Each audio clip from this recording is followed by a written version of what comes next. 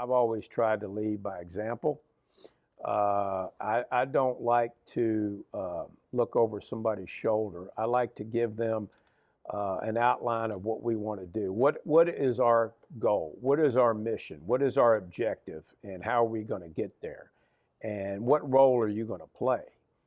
And I've always wanted to try to put people in a position to succeed, you know. And so if you have a team, there's some people on that team that do some things better than others. And so, you know, in order for all that to mesh together, you got to put the right person in the right spot. You know, the quarterback's probably not going to be a very good left guard, right? And vice versa. So you need to kind of find that position that best suits that person's strengths and play to those strengths. And I've always had a very simple philosophy of, you know, treat people fairly and, you know, treat people with kindness. And I've always thought if you're kind to somebody, it's amazing what they'll do in return. Now, there's sometimes when you have to, you know, put your foot down and that type of thing. And you need to hold people accountable too. I mean, you need to hold people accountable. And being a good leader doesn't mean that you're always going to please everybody all the time. Because if you think you're going to try to please everybody all the time, you're probably going to fail as a leader, because there's going to be times when you make those decisions that's in the best interest of the whole, not just of one or two people. And so I've always said that, you know, let's do what's best for the whole team, not just for, you know, one or two people. It's you know, it takes a whole team here to succeed. But, you know, just treating people fairly, treating people, like I said, with kindness and respect. And, you know, I would expect that in return from them.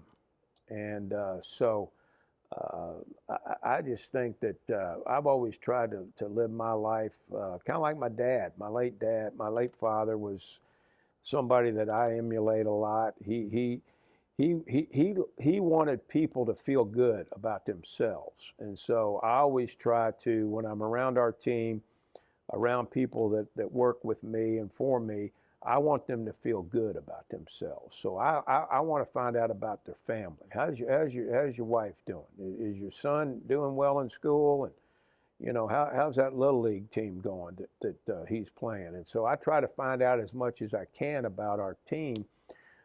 And make it personal, not just, hey, have you done this work? Have you done that? Let's sit down a minute. Let's talk about your family. Let's talk about how things are going, you know, and that type of thing. And so usually the conversations that I have with my team, usually when I walk in the door every morning, I'll find out, hey, how was your day? How was your night last night? Did you do this? Did you do that? You know, and I just think after that, it becomes like, well, man, you know, this guy really has an interest in me and my well-being and my family, and I'll do anything he needs me to do.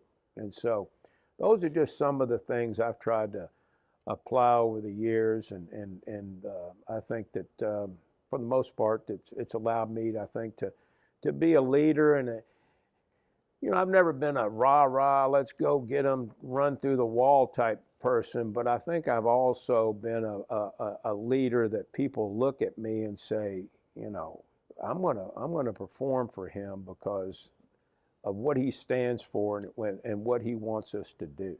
And so I've always tried to abide by that. And I've never put anybody in a position that of doing something that I wouldn't do myself either.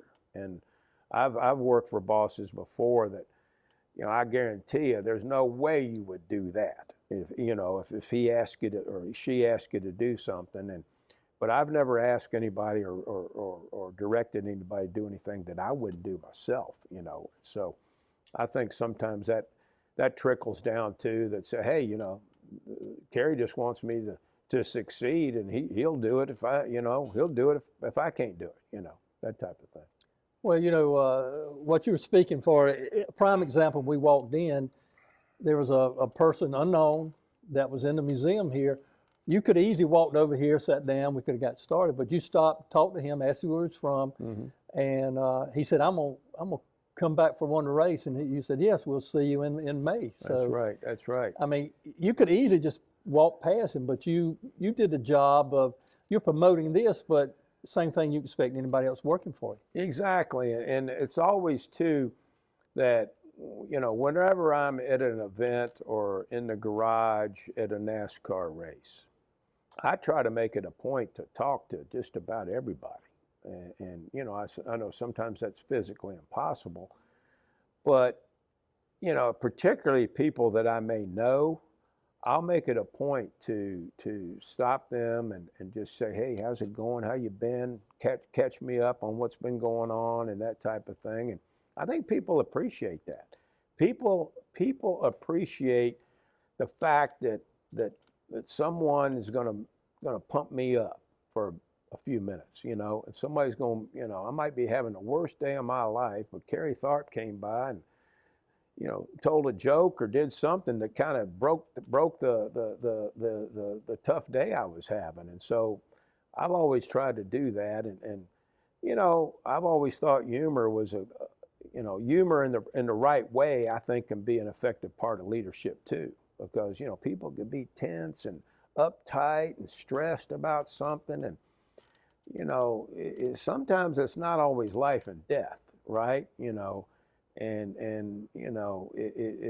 a sport that we're working in. It's an entertainment. It's supposed to be fun, right? So I don't want people to be so anxious, not able to perform. So sometimes, they probably look at me like, I can't believe he just said that. But to me, that's sometimes just a way of trying to loosen people up and get them to kind of relax and perform to the best of their ability.